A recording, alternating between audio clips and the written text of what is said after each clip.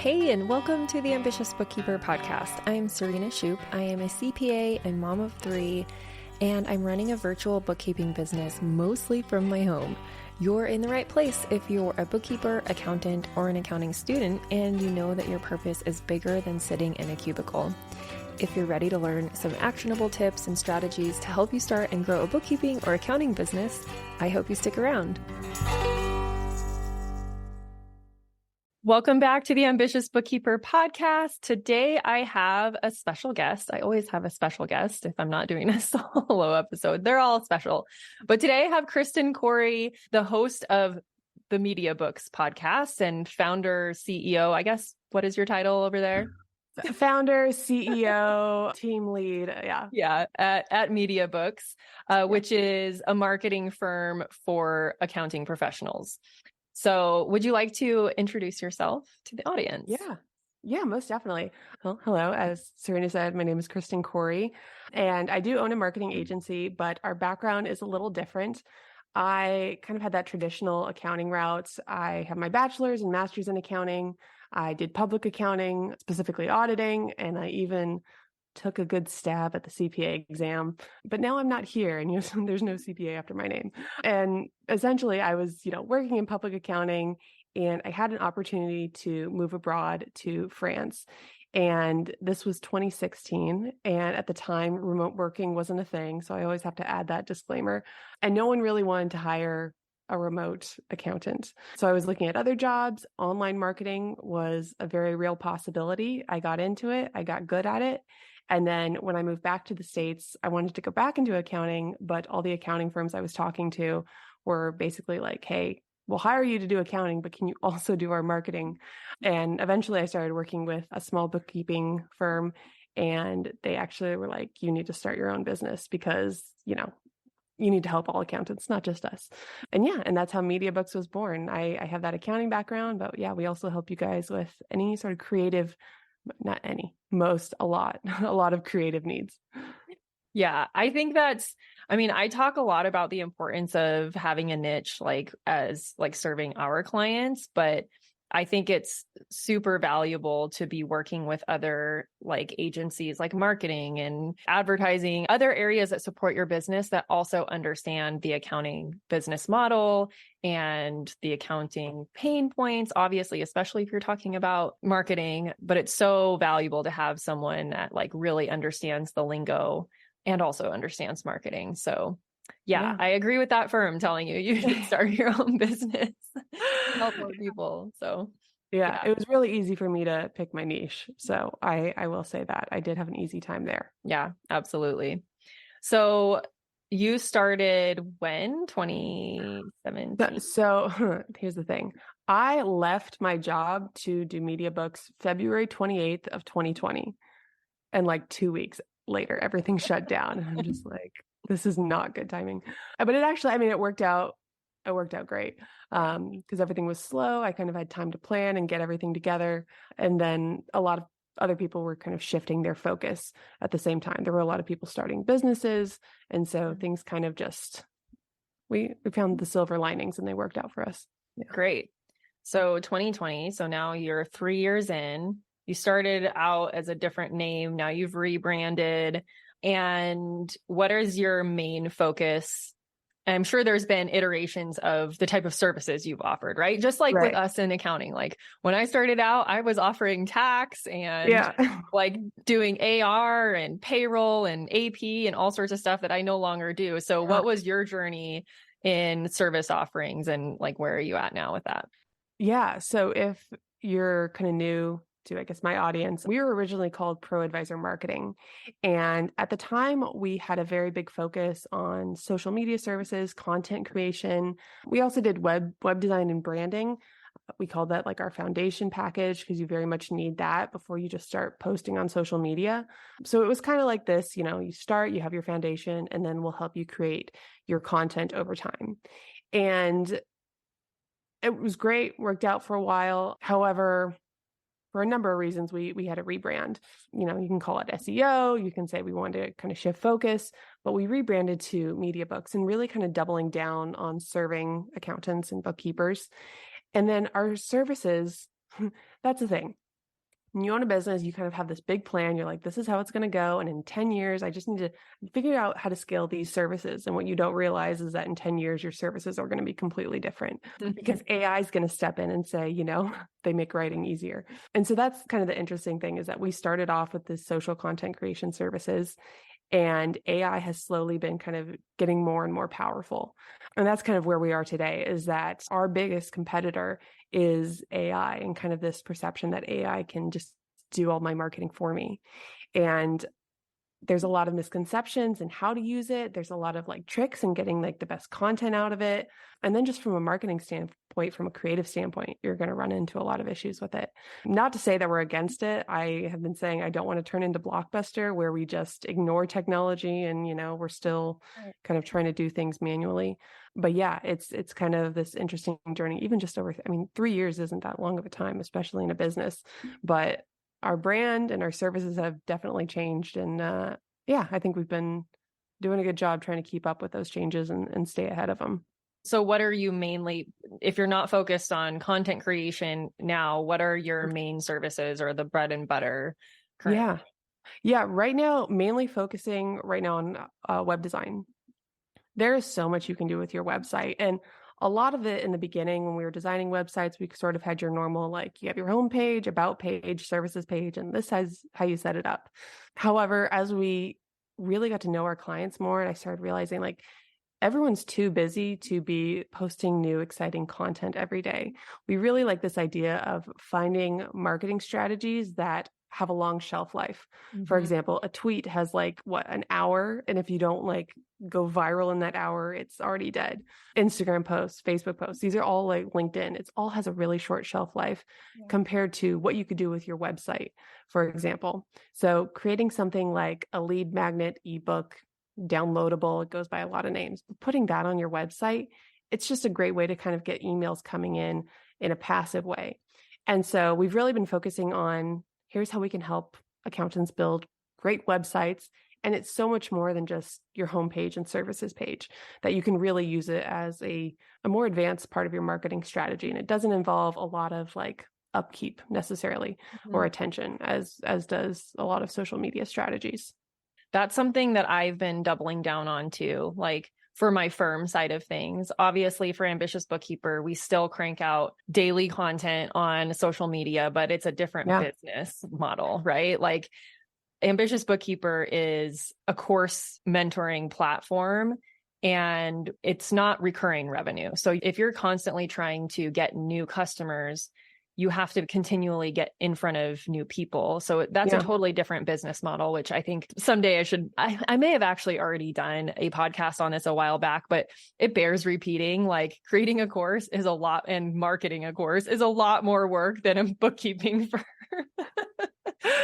Because you're constantly having to get new customers in to sustain it. So that business model, it kind of requires the daily social content. Whereas when you have a business model like an accounting firm, your goal should be building trust and relationships.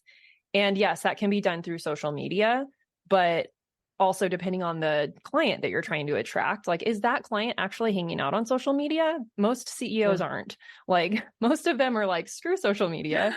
I don't want to be on there. So you've got to kind of shift things. And so, that's what I've been focusing on too, is I do a monthly blog, and I always have a newsletter that goes out every month, sometimes more depending on what's going on. But I've committed to that, and that's been working. And also it's content that I know is, like you said, going to have a long shelf life in what is on there. I'm not going to have to go back and update it and rewrite it. I might have to make some small tweaks to call to actions, but other than the content, it's solid stuff that, one, clients have questions about all the time. So it's a place to direct people to, right?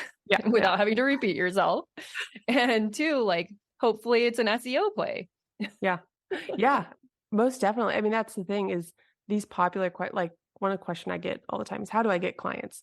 And you can create a podcast episode on that. And unlike a social media post where it just falls down in your feed, that's something you can constantly refer to. You can put it, make a whole page on your website about that. I can, do all this blog posts. And it's the same thing with accounting firms. I have one client that I think is actually also a client of yours. And she has, I don't know if she wants me to out her, but she has a fantastic resources page where it's like explaining this is what a balance sheet is. This is what an income statement is. And then she has a whole bunch of resources and it answers those questions. And that's great content that she can constantly refer back to. And so, there's tons of ways.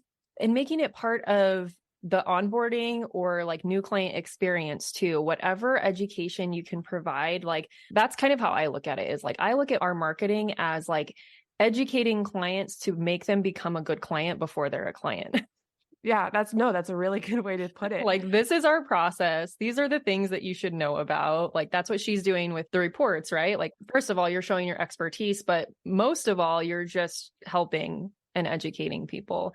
It's not really like a flex, like you're trying to show off, but that's like a byproduct of it, right? That's what they call like establishing authority. Yeah, because otherwise you have that. Well, I was just you have that scope creep of, that was one big issue back in my bookkeeping days, is I'm paying for bookkeeping services, but I think it's advisory services. And so like, what sort of communication can I have before we sign that engagement letter? So you're very clear on what is and is not happening in the preceding months. Yeah, absolutely. So in case someone's listening and they're like, you've thrown out some words I don't really know because I'm new to this. So like I said, SEO, we talked about like blogging, and podcasting, which would be considered like long form content. Yeah.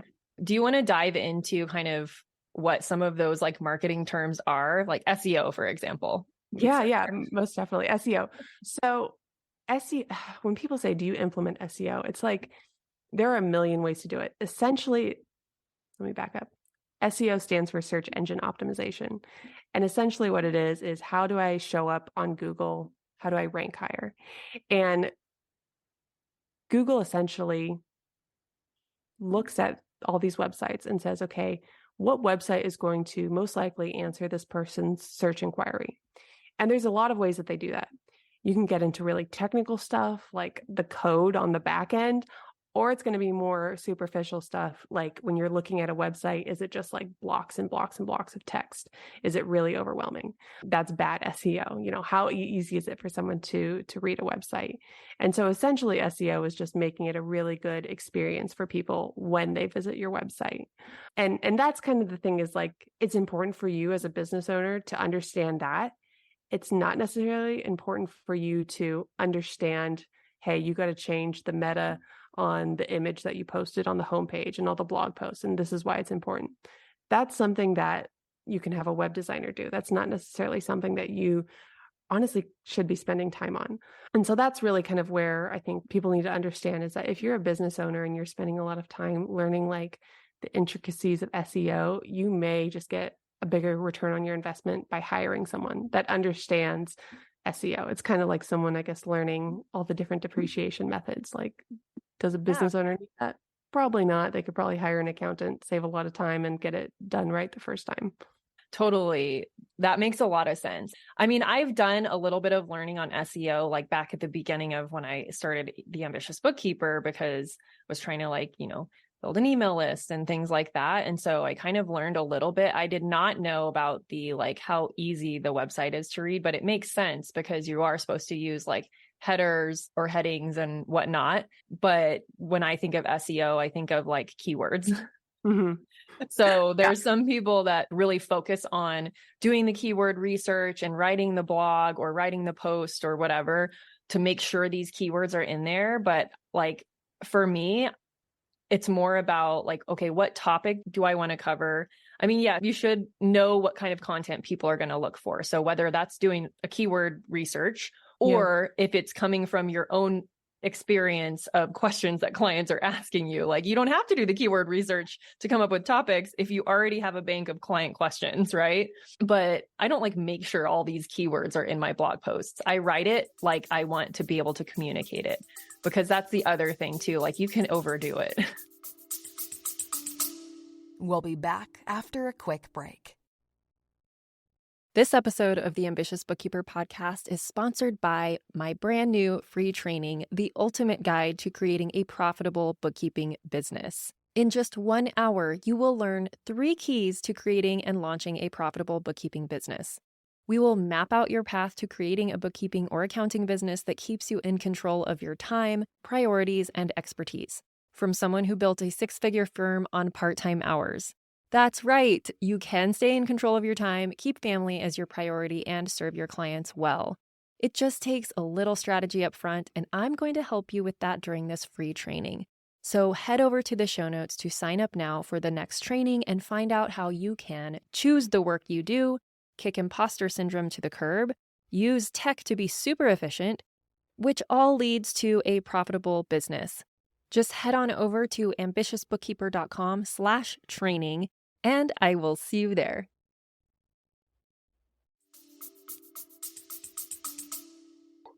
Yeah. I mean, that's the thing is when I first got into marketing and I was writing blog content, I would have all these keywords that I'd have to integrate into the blog post. And I'm thinking, there is no way to naturally write, accounting firm 20 times in a blog art. Like that's not going to happen. And that's the thing is that Google also knows how long people spend on a website page. That's your bounce rate. Do people spend time on your website page? Do they look around? Part of keeping their attention is just writing the good content. So you don't want to just add a bunch of keywords in there. And that's kind of also one of the issues that we're seeing with AI is that a lot of people, they'll go to, Chat GPT and say, I need a blog post. I need this many keywords in it, and I need these keywords. And essentially what Chat GPT does is it just takes a summary of, the first page of Google, and it'll integrate, all those keywords, but like, is it actually answering the question? Is it talking to your specific audience? And as a marketing firm, we are trying to use it as a tool and figure out how do we write better content with ChatGPT, but it's not, or any AI, but it's not necessarily as easy as just writing a prompt and generating content. No, Yeah. I use it to create basically almost like an outline or my first pass at a blog. And then I go in and remove a bunch of stuff and also add information, because I've noticed that even when I am pretty specific with my prompts, like I need it to cover this, this, this, and this, it does, but it doesn't give examples, which is what's going to actually connect with your audience and show them how it applies to them. Even when I've asked it to give examples, it doesn't. It's like very surface level. Yeah. That's one thing. And then the other thing is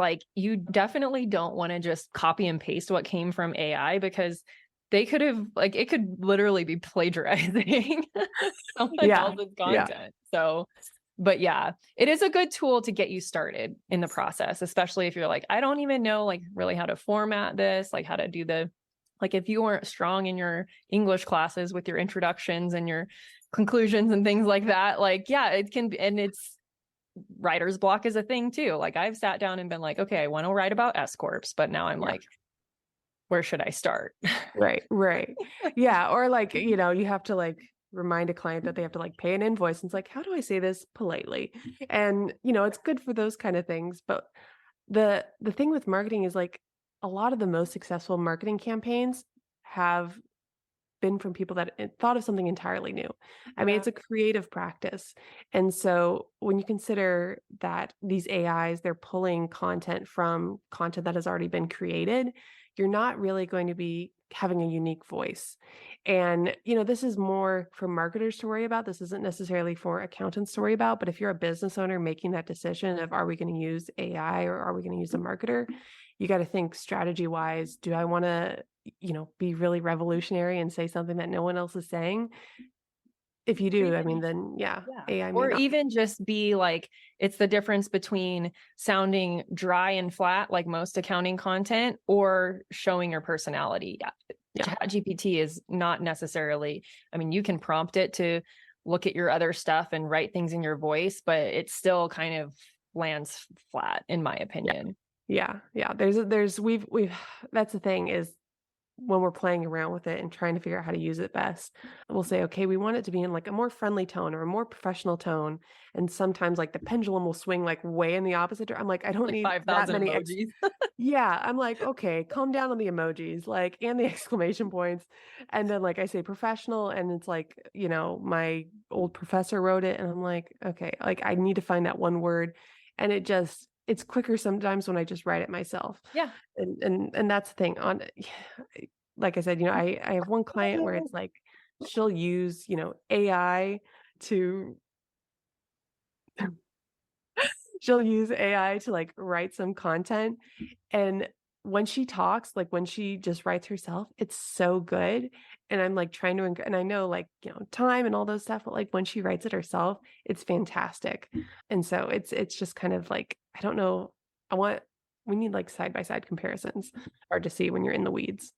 That's a really good tip, actually, to be like, okay, I'm going to write this on my own, and then I'm going to prompt Chat GPT to do it and see like, and then it's like, what's the difference between these pictures? Okay, Yeah, you know what I exactly. mean? Yeah. That would be really cool for you to do. Like, do you have a YouTube channel? We are just starting one out. I That would wish I be a started good it sooner. YouTube video, like to just kind of like critique, AI versus being written by, a client or a copywriter or whatever, I was gonna say, can you hear me typing and like writing like No. YouTube ideas? Okay, like Chat GPT versus me. Yeah, no, that's coming at you. Yeah. But yeah, no, that's a fantastic idea. And that's the thing is like I think sometimes when you're in the weeds, it's so hard to get consistent social media content out with that short shelf life. You're like, whatever I can get out today and I can cross today off. And tomorrow will be the day that I write something of value. Yeah. And then tomorrow passes and you're doing, a quote and it's like, okay, like, Yeah.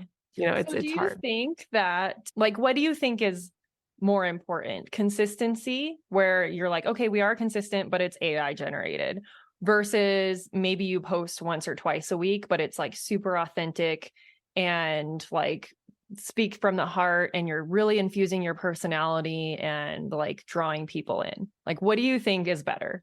Yeah. Not to So put you on the spot. no, it's a good question. So that's the interesting thing is like doing a post 1 to 2 times a week, every week is consistent.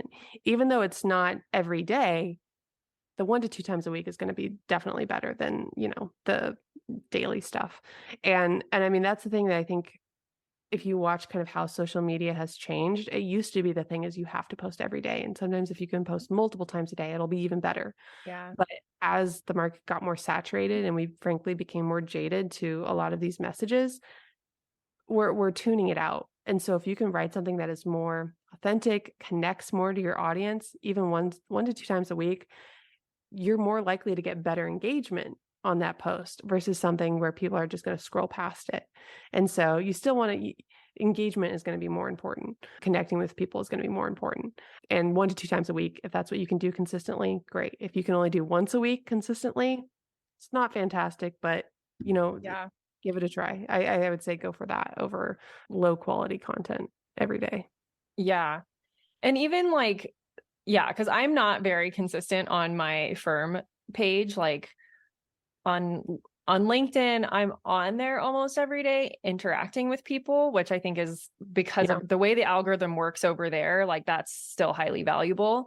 I don't post consistently over there. Sometimes I cross post what I'm doing on Instagram onto that page, and it does pretty well when I do post it. But yeah, it's maybe 1 or 2 times a week. And sometimes they're like very off the cuff things, like something will happen that day with a client, or like, for instance, I haven't done a post on this, but I like when I'm out and about in like town and the world, right? Yeah. I love to observe the way businesses Yeah. are functioning. And so I have like a note on my phone of like, business in the wild. Like these are my observations that I'm going to eventually do like either a post or a blog or both or whatever on, because I think it's fascinating just to see things happen.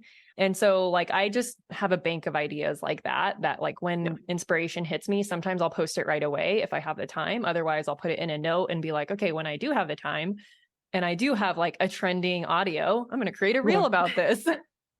Yeah. No, that's, I mean, I do the same thing, and I have like a notepad, and it's a storytelling, and that's when you can kind of pull the most authentic stories. Because if you're just sitting at your desk and you're like, what happened to me recently, and how can I make it, into an intriguing carousel? It's like you can be grasping at straws. And so, I mean, that's a fantastic way to just create content, is just have a notepad on your phone and pull from that all the time. Absolutely. Going back to like websites, you said earlier that it used to be like your about page, your services page, and a contact or whatever. I don't know what else you said. There was one other thing, I think. What does a good website look like today? And like, what do you think are the important pieces of it? Yeah. If you have a virtual firm, just starting with the basics is make sure people have the chance to get to know you. We'll do website audits from time to time. And there's times where I don't even see photos like of the accountant on their website or who I'll be working with. Or there was someone that scheduled a consultation with us and I couldn't find their name on their website. And for some reason it wasn't on the invite. I think they put like their business name. And I'm like, I have no idea who this person's name is. Like, Yeah. and so create opportunities for people to get to know you. Have your photo, have your name on your about page, share a little bit about your background, show your personality a little bit. Because you are in that virtual environment, people want to know who they're going to be working with, who's on the other end. You may think, oh, I've talked about myself a ton on social media, but it may have been like 3 months ago. No one's seeing those posts. And, maybe they don't follow you on social media. So I would say the most important thing when it comes to your website is just making sure you come through, people can see you, they know who they're working with. And then, we can kind of get more advanced from there. Anticipating what questions people are going to ask. So we talked about that resources page, having, quick definitions about accounting terms, talking about different sort of apps that you use or apps that you recommend. I'm sure you guys get the question, should I use Xero or QuickBooks, or should I be using QuickBooks, or is it okay to use Excel? You can, have FAQs, talk about your processes, having some long form content like a blog post, YouTube videos, podcast content, something where, let's say someone comes to your website, they discover you, they think you're great, but now is not the time for whatever reason. They don't have the funds, they're looking for a tax accountant, and it's, August. Create an opportunity for them to continue to follow you, like a newsletter, direct them to social media. That's another thing. Sometimes on our website, we forget to talk about the fact that we have social media profiles people can continue to follow us on. We still have to market those. And so create opportunities where people can continue to connect with you. And that's definitely something that I think can help increase your ROI when it comes to your website. But did that answer your question? Yeah, that's Okay. super helpful. I'm Yeah. like thinking of ways. I'm like, oh, I need to add some certain things to my website because of that. Yeah. But yeah, or just make sure it's on there and up to date. Yeah, But that's the other thing is you assume that it's there. And actually, I think it was last year, Squarespace did like a big rehaul of their engine and how you edit their website. And like a month later, I was on our own website and I was like, where's our social media links? And I realized they disappeared during the whole like rehaul. So even if you think your website is up and great and perfect, it's good to kind of just check in every once in a while, at least once a month, and just be like, do I have everything that I actually want to have on my website? So the other thing that you mentioned is like opting into a newsletter, and you kind of briefly touched on it like at the top of the podcast episode where you help people create downloadables or an ebook, or do you help with that? Did I mishear that? I'm like, I don't know who actually said that. Yeah. Okay.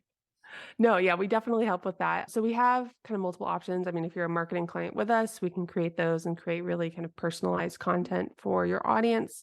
We also have a lead magnets library. And essentially what you can do is you can go through the library and it'll be things like, sales tax 101, accounting terms you should know. You can download these, they're Canva links. So you can get the Canva link. And then in your Canva account, you can update all the brand colors and the logos to your own brand, upload it to your website, make it a pop-up. You can have it as part of like your welcome packet for your clients. So if you're constantly having to explain accounting terms, or you feel like maybe your clients are too scared to ask you like what FIFO means, you can direct them towards this accounting terms, dictionary. Yeah. And they can go and they can, see it. So there's multiple uses for it, but a lot of people are afraid or they don't want to use pop-ups because they don't like pop-ups, but it really is one of the greatest ways to grow your email list and have this little exchange of value. You can give me your email and I'll give you this kind of valuable thing I put together. Yeah. And then promoting that too. So like if you're already on social, like you have to constantly promote those free things that you offer, because unless someone is just exploring and going to your website, which is not common, honestly, like people need to be told to go there. So like if you're blogging, you need to promote your blog. go on social media, talk about it, email the list that you happen to have. Maybe it's 5 people, whatever. Tell them, I just published a blog. Here it is. Here's the bullet points. Click here for more info and things like that. But then promoting like, I have this free guide and linking it in your profile and things like that. Because yeah, people are not going to necessarily just explore and opt into everything that you have. You have to like show them what to do. Right. No, exactly. And I mean, that's a big part of like developing a marketing strategy is, do I just post stuff to social media? Do I just write email campaigns and I have my, stagnant website?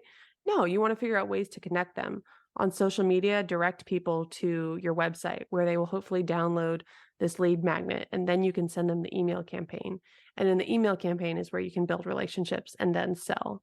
And so kind of consider the whole journey of, how are people going to travel throughout the internet as learning about my business and figuring out a way to connect them all? Because I mean, here's the thing, as business owners, we know everything that goes on in our business. We know when we make a mistake on an email campaign, we know when we haven't posted to social media, but your audience, they're not following. Honestly, they're not following that closely. I'm sure the last time you posted to Instagram. Your audience probably doesn't. They probably think that you're posting as usual, or, So yeah, that's the other thing, because stuff doesn't get shown to everybody. I don't think it's very common for people to like click the like alert me when this person posts. Like that's fairly rare. Like we all have enough alerts. Like that's probably not happening. So unless someone like consistently engages, at least this is how Instagram works. Unless someone consistently engages with your stories or your content, you're not going to show up on their feed every day, even if you're posting every day. So you can either get discouraged about that or be like, it's cool because I'm not posting every day, but they might think I am. Yeah. I mean, that's the thing, is that you have to put the social in social media. That's so lame. I hate that phrase. I shouldn't have said that. But no, that's honest. But you have to be social in social media. LinkedIn is very much the same way. You'll notice the people that show up in your feed are either people that you engage with on a regular basis, or they're like new accounts that you just followed like yesterday. And so, I mean, people are gonna follow the content and be engaged with the content that they like. And don't be too hard on yourself if you didn't post like for 3 days. Like, it'll be okay. Yeah, it's interesting.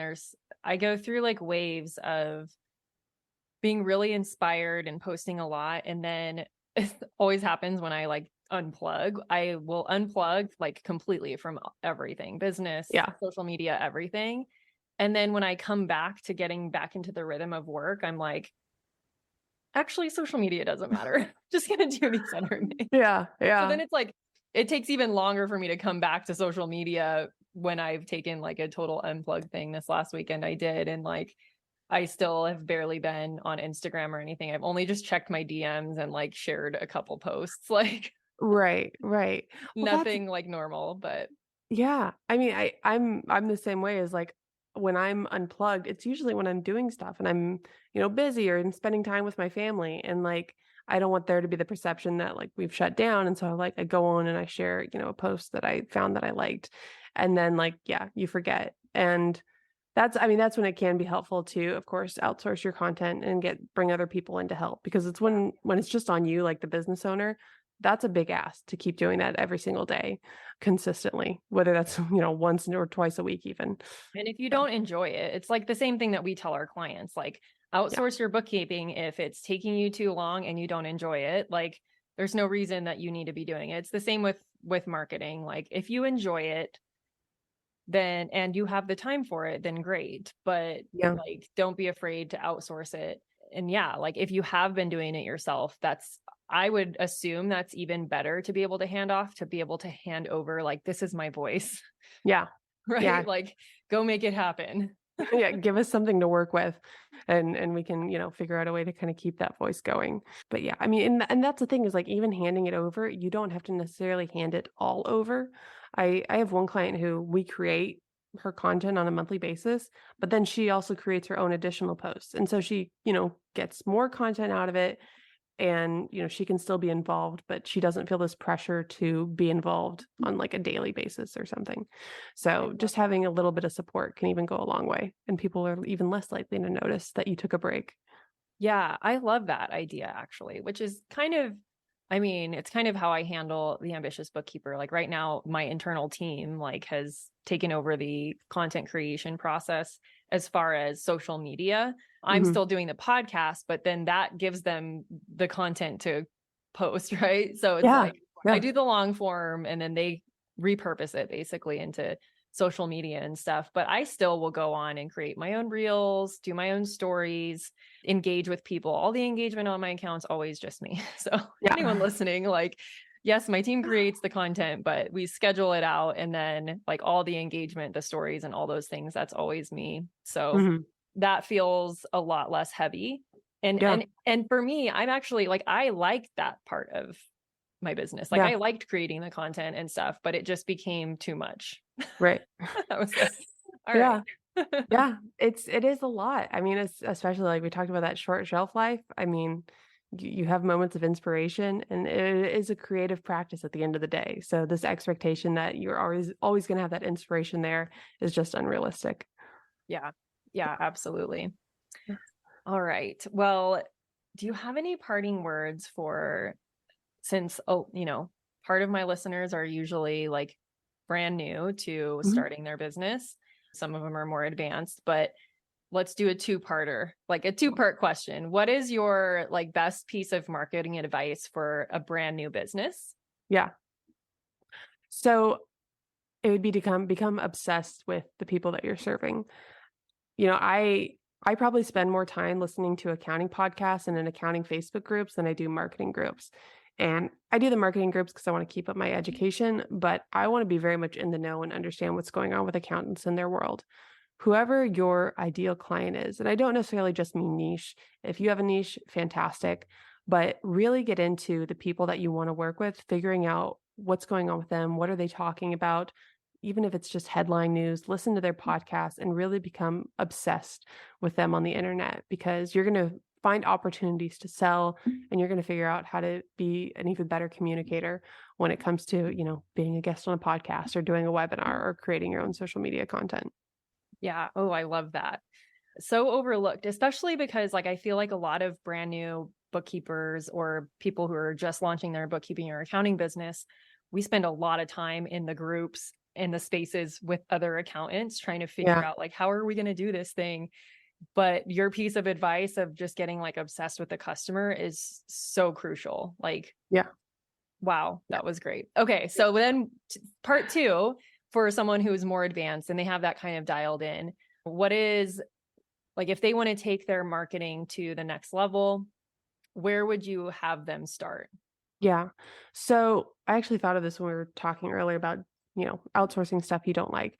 Have you ever looked at, I wish I remember what this box is called, but you essentially create a graph and you have 4 different sections: things you like to do and you're good at, things you don't like to do and you're good at, things you don't like to do and you're bad at, and then things you're bad at and you don't like to do. You have those 4 lists. Start with the things that you're bad at and you don't like to do, and then kind of move your way and start to kind of cross those things off your list and cross-reference those with the things that are really taking the most time for you. So for example, if you're bad at social media, but you like it and you notice it's taking 4 hours a day every day, that may be one thing to cross off your list and outsource. Once you have those things on paper, it's going to be very obvious what you should be outsourcing.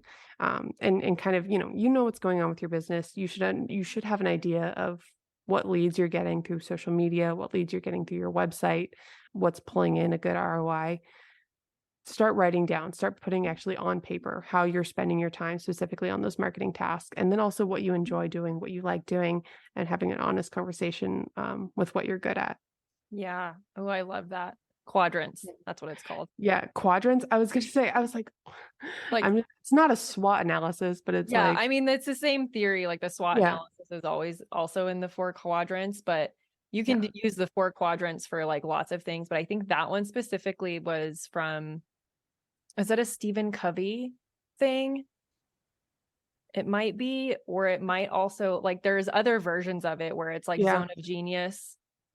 I'd have to like, I'm on the Now I'm spot. And curious. so I swear I always have all notes because I'm I like, know. I'm like, full names. it's probably been talked about by multiple people and authors and things. But anyway, Yeah. I'm sure our listeners know. Yeah. Someone will write in. Yeah. Oh yeah. They'll let you know in the comments. This is fun. Yeah. So, But I mean, it's a great chart. It's a really awesome way to kind of get clarity on what direction. Because I think as like when you're the business owner, you kind of feel like, oh, I can just do what I want. And it's like, yes, but also what should you be doing? You know, if you're the business owner and you're trying to grow. So yeah. Great. Awesome. Okay. So if someone wants to connect with you, where's the best place to connect? yeah, most definitely. So you can find all of us, everything that we do on our website, mediabooksagency.com. That's MEDIABOOKS agency.com. Awesome. Yeah. And you are obviously servicing the accounting community. So if any of you listening need support in your marketing, please reach out to Kristen and get support. And is there anything else that you have special going on in your world, like over the fall period, depending on when this goes live? I should have figured that out first. No, you're good. No, you're good. Yeah, no, right now, I mean, the fall is kind of our big time to start pushing accountants to actually start focusing on tax season. I know it seems early, but you want that sort of runway to build relationships with your clients.